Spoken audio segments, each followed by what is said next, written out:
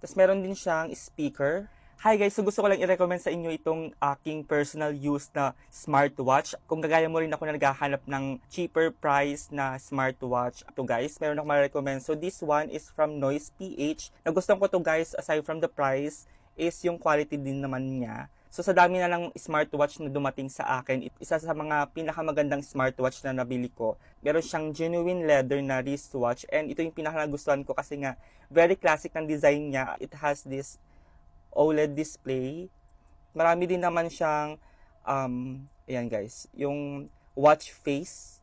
Ayan, na pagpipilian is up to you and very smooth lang niyang i-touch guys. Meron din siyang ganito of course. May music, merong games din kung naboboard kayo, tapos calculator, etc. Tapos meron din siyang speaker and kung mayroon kayong gustong kausapin habang nagda-drive, this one is perfect. So if you want this to also, check lang yung product link sa baba.